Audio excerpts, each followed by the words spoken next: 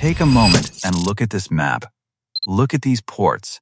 Look at these railway lines. Look at these shipping routes. These aren't just roads, ports, or rail lines, because hidden inside all of this is the answer to one very big question: how does a country build global influence in the 21st century? Through war? No. Through cranes. Through concrete. Through contracts. China calls it development. Critics call it strategic expansion. And most experts say the truth is somewhere in between. But here's the one thing nobody disagrees on. For the past 2 decades, China has been quietly building a network that connects different corners of the world together. And that network has brought an old question back to the surface: your phone, your car, your medicine, whoever controls the path that brings those things to you. Do they actually hold the power? Every great empire in history understood one thing. If you control trade, you control influence. The British Empire understood this. America took it even further. And now, China is following the same playbook, but at a scale the modern world has never seen before. Today, more than 80% of global trade moves by sea. Oil, food, electronics, cars, machine parts. All of it flows through ports and shipping routes. And China knows this better than anyone. Because China's economy runs on exports, when global trade slows down, China's economy feels it. So instead of depending entirely on a system built by others, China decided to build its own. In 2013, Xi Jinping announced the Belt and Road Initiative. At first, it sounded like a pretty straightforward development program. Build roads, lay railway lines, construct ports, help developing countries grow. But behind it was a much bigger goal. Today, this initiative has spread across Asia, Africa, Europe, and even parts of Latin America. More than 150 countries are connected to this project in one way or another. And China has poured hundreds of billions of dollars into it. But why? Because every railway line creates dependency. Every port creates influence. And every loan creates leverage. This isn't just infrastructure. This is geopolitical architecture. China's strategy shows up most clearly in ports around the world. China has invested in or is involved in operating Pakistan, Sri Lanka, Greece, Djibouti, Kenya, various ports across Southeast Asia. And these locations are no coincidence. Most of them sit right next to critical trade routes. Take Pakistan's Gwadar port. This port gives China direct access to the Arabian Sea, meaning China wants to reduce its dependence on shipping routes that fall within its rival's sphere of influence. Or think about the port of Piraeus in Greece. Once financially struggling, after Chinese investment, it became one of Europe's busiest ports.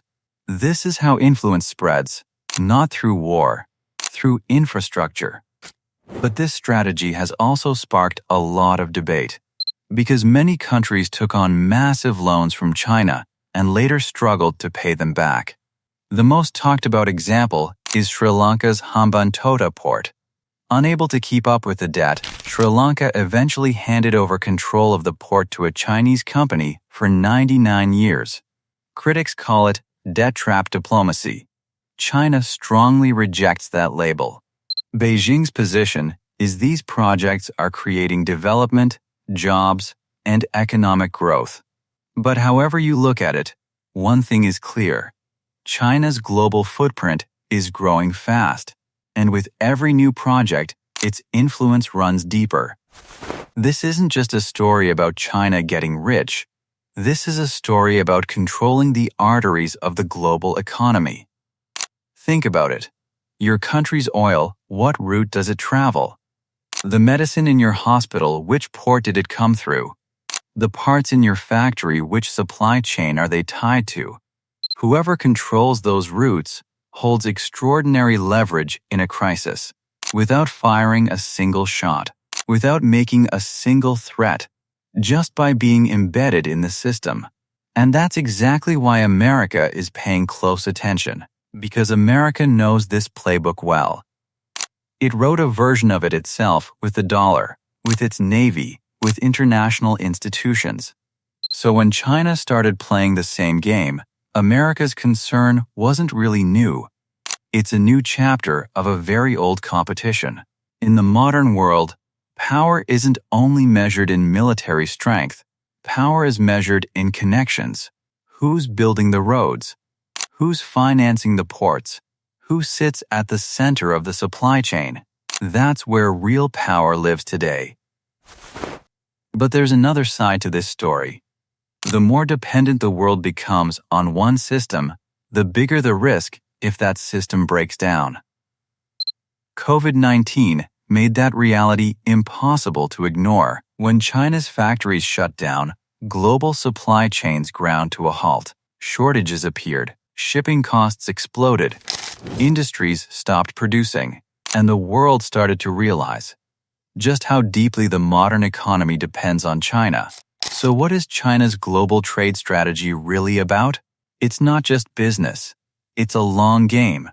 Build infrastructure, create presence, build dependency, gain influence. No wars, no threats, just patience and strategy. But when you grow this large, when this many countries depend on you, every move you make gets watched. And in one place, that attention has turned into something much more serious. Every year, $3 to $5 trillion in trade passes through a single body of water. That's nearly 1/3 of all global maritime trade. Multiple countries are claiming rights to the same sea. The U.S. Navy shows up regularly, and China isn't backing down an inch. The South China Sea. Next episode, we'll look at why this stretch of water may be the most dangerous geopolitical flashpoint on Earth. Because if a major conflict ever breaks out here, the impact won't stay in Asia. You'll feel it too.